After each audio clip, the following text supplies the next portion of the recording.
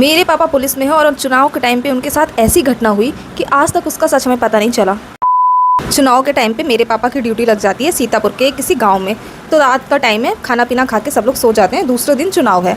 अब रात के टाइम में मेरे पापा के एक दोस्त हैं, वो आते हैं, कहते हैं चलिए मेरे साथ वॉशरूम चलिए। तो अंधेरा बहुत था, तो मेरे पापा सोचते हैं इनके साथ चले जाना चाहिए, तो मेरे पापा उनके साथ चले जाते हैं। अब चलते चलते काफ़ी दूर चले आए हैं, तो मेरे पापा कहते हैं कहाँ चलना है, तो यहीं कहीं कर लो।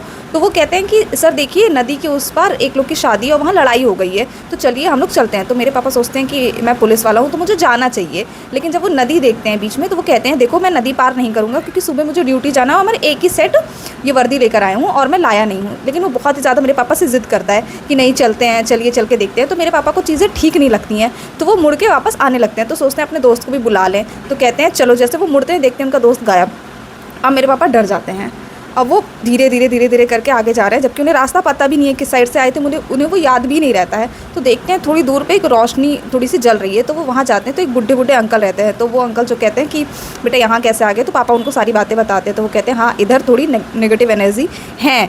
तो वो कहते हैं चलो मैं तुम्हें छोड़ के आता हूँ। तो जब मेरे पापा उनके साथ जाते रहते हैं, तब तक देखते हैं सामने से मेरे पापा के जो साथी लोग हैं जो उनके साथ ड्यूटी पे आए हुए हैं, वो मेरे पापा को ढूंढने निकले हैं।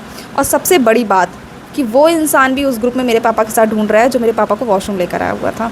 वो जो घटना थी, मेरे पापा आके हम लोग को बताते हैं। मुझे समझ में नहीं आया कि ये क्या है क्या नहीं। मैं नेगेटिव एनर्जी में बहुत ज़्यादा बिलीव करती हूँ, मुझे डर भी लगती है। वैसे शहर में तो इतना ज़्यादा मैंने नहीं सुना है किसी के यहाँ, लेकिन गाँव वगैरह में ये सारी चीज़ें होती हैं। अगर आपके पास कोई स्टोरी है ऐसी तो प्लीज़ शेयर ज़रूर करना।